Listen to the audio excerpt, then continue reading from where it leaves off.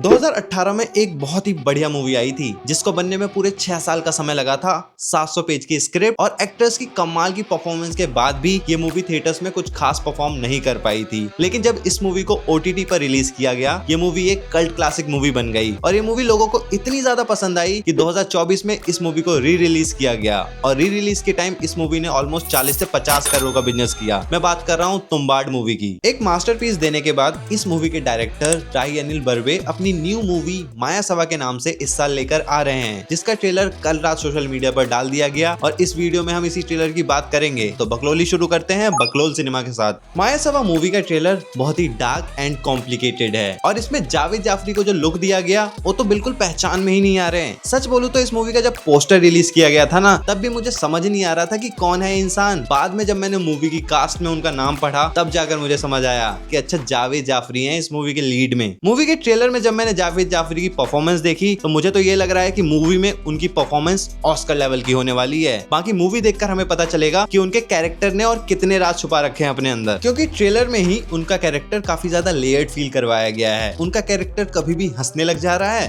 कभी सीरियस हो जा रहा है, कभी लोगों को हंसा रहा है, कभी लोगों को डरा रहा है, कभी बिना कपड़ों के खड़ा हो जा रहा है तो कभी सबको मार रहा है बहुत बुरी तरह से। मायासभा का ट्रेलर इतना कॉम्प्लिकेटेड तरीके से हमारे सामने रखा गया है कि इसकी स्टोरी तो कुछ खास समझ नहीं आती, बट जो थोड़ा बहुत मैं गेस कर पाया हूँ वो तुम्हें बता देता हूँ। बेसिकली मायासभा एक थिएटर का नाम होता है और इसके ओनर होते हैं परमेश्वर खन्ना। एक टाइम पर ये इंसान बहुत ज्यादा अमीर होता है और ये चीज हमें इसके रोल्स रॉयस से पता चलती है। अमीर के साथ साथ ये आदमी थोड़ा सनकी होता है और पास्ट में परमेश्वर खन्ना ने 2 साल में 3 मूवीज को प्रोड्यूस किया था और तीनों की स्क्रिप्ट इस तरीके से सेलेक्ट की थी कि तीनों मूवीज को फ्लॉप होना था, बट तीनों मूवीज सुपर हिट हो जाती है। इस वजह से परमेश्वर खन्ना को काफी दिक्कत होती है, वो गुस्सा होते हैं। तो हुआ ना इस सनकी आदमी जिसको एक सक्सेस से ही प्रॉब्लम है और पता नहीं पास्ट में ऐसा क्या हुआ होगा जिसकी वजह से खन्ना साहब पूरे 40 किलो सोना खरीदते हैं प्योर गोल्ड बिस्किट्स के फॉर्म में और उसको मायासभा थिएटर में कहीं छुपा देते हैं और छुपाने के बाद वो खुद भूल जाते हैं कि मैंने सोना कहाँ छुपाया है, जिसकी वजह से वो उसी थिएटर में रहने लग जाते हैं। जब कुछ लोगों को पता चलता है कि इस थिएटर में सोना है तो वो भी सोने के लालच में उस थिएटर में आकर खन्ना साहब के साथ रहने लगते हैं। और सोना और लालच की बात होते ही मेरे माइंड में एक ही नाम आता है, तुम्बाड़, क्योंकि उसकी स्टोरी का भी मेन फैक्टर सोना ही था। स्टोरी सोने के आसपास ही घूम रही थी और इस मूवी में भी वही दिखाया जा रहा है। तो कहीं ना कहीं इस मूवी के डायरेक्टर का सोने से ऑब्सेशन खत्म ही नहीं हो रहा और सोने के चक्कर में वो इतने ज्यादा इन्वॉल्व हो गए हैं कि वो अपनी मूवी की मार्केटिंग पर ध्यान ही नहीं दे रहे हैं। सेम ऐसा ही उन्होंने किया था तुम्बाड़ के टाइम, जीरो मार्केटिंग, और इसी वजह से मूवी फर्स्ट टाइम में थिएटर्स में नहीं चली थी। और मैं बस यही चाहता हूँ कि मायासभा के साथ सेम चीज रिपीट ना हो। बाकी तुम्हें क्या लगता है, डायरेक्टर ऐसा क्यों कर रहे हैं, जीरो मार्केटिंग? कमेंट करके बता दो। मिलते हैं अगली वीडियो में, तब तक के लिए जय हिंद।